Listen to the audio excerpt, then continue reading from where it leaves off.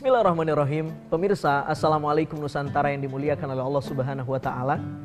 Tadi kita sudah membahas hidayah yang pertama, ya, yang disampaikan oleh banyak para ulama tafsir, misalnya Syekh Muhammad Abduh dalam Al-Manar, Wahbah Az-Zuhaili dalam Al-Munir, Al-Maraghi dalam tafsir Al-Maraghi. Yang pertama mereka sebut dengan hidayatul wujdan, hidayah yang melekat kepada setiap makhluk Allah. Hidayah yang kedua disebut dengan hidayatul hawas, hidayah panca indera, hidayatul hawas, hidayah panca indera.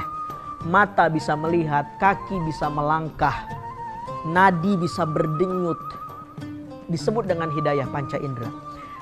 Nah, ketika si bayi itu menangis karena dia haus, apa yang dilakukan seorang ibu ketika melihat anaknya menangis? Dia keluarkan senjatanya, begitu kan? Dia keluarkan senjatanya, lalu si bayi ngapain? Si bayi mendekatkan indera bibirnya, mohon maaf, ke puting ASI ibunya. Pertanyaannya, siapa yang ajarkan indera itu bisa reaktif untuk mengisap ASI ibunya? Di briefing gak sama ayahnya kira-kira? Tapi dia tahu itu. Jadi siapa yang kasih hidayah itu? Namanya Allah Subhanahu wa Ta'ala, dan nama hidayahnya hidayatul hawas, hidayah panca indera. Ibu-ibu bisa mendengar, saya bisa bicara, ini semua hidayah panca indera. Tapi Ustadz, cukup nggak hidup hanya dengan dua hidayah ini? Tidak cukup. Karena hidayah yang satu dan yang dua ini, hidayah yang paling rendah yang dimiliki manusia.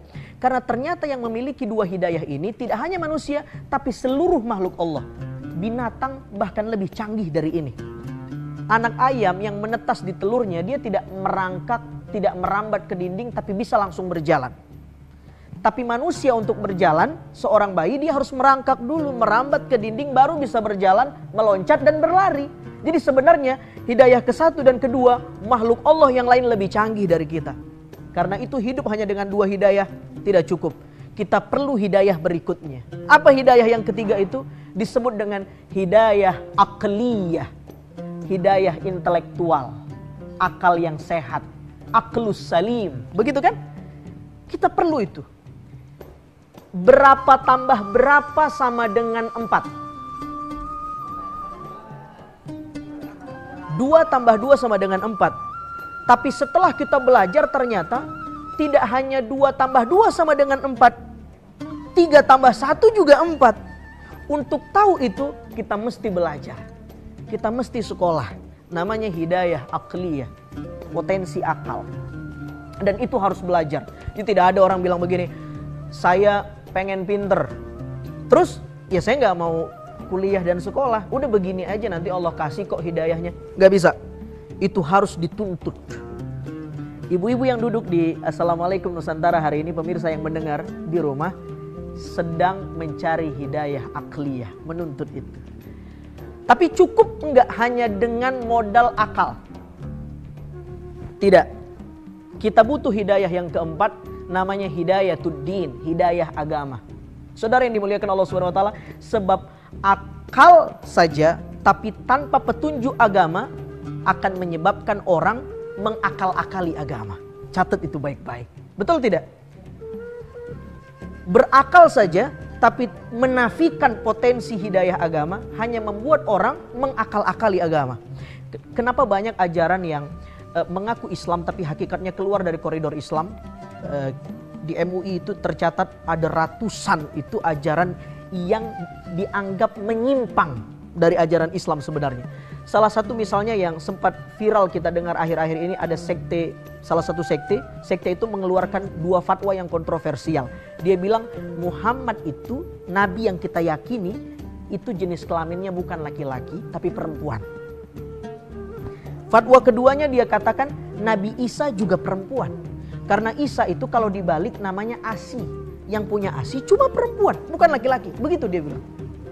Saudara yang dimuliakan Allah, kenapa itu terjadi?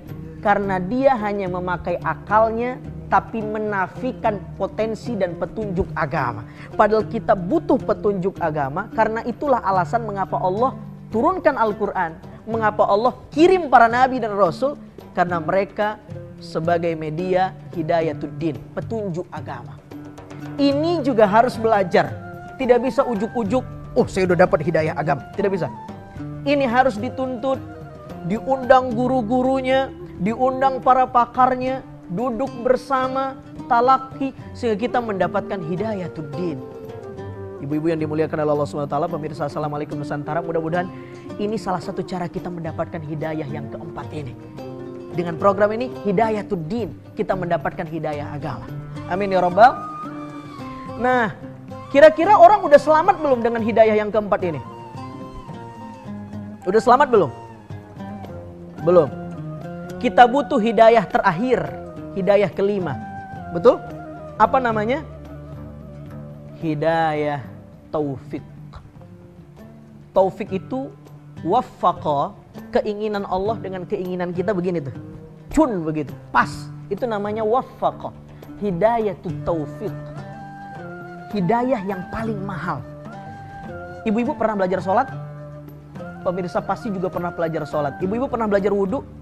Apakah setiap orang yang belajar sholat pasti sholat? Apakah setiap orang yang tahu tentang keutamaan sholat berjamaah dia mau berjamaah? Apakah setiap orang yang tahu tentang keutamaan masjid pasti mencintai masjid? Ternyata tahu saja tapi tidak mengerjakan, dia masih mendapatkan hidayatuddin tapi belum mendapatkan hidayah taufik.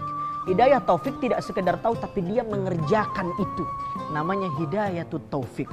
Hidayah dengan spektrum yang paling tinggi, dan itulah yang kita minta setiap hari. Ihdinas siratal mustaqim. Sudah ketahuan jawabannya. Jadi kalau ibu-ibu bertanya, pemirsa Assalamualaikum Nusantara, Ustadz, kenapa kok kita sudah dapat hidayah tapi selalu meminta sama Allah hidayah? Ihdinas siratal mustaqim 17 kali sehari. Bukankah kita sudah mendapat hidayah? Ya, kita sudah mendapatkan hidayah. Tapi kita harus berjaga-jaga bagaimana hidayah itu tidak hanya berhenti pada hidayah akal, hidayah hawas, hidayah din, tapi kita mendapatkan hidayah taufik. Saudara yang dimuliakan oleh Allah SWT, insya Allah kita akan bahas lebih dalam lagi di segmen yang ketiga. Jangan kemana-mana, tetap di Assalamualaikum Nusantara.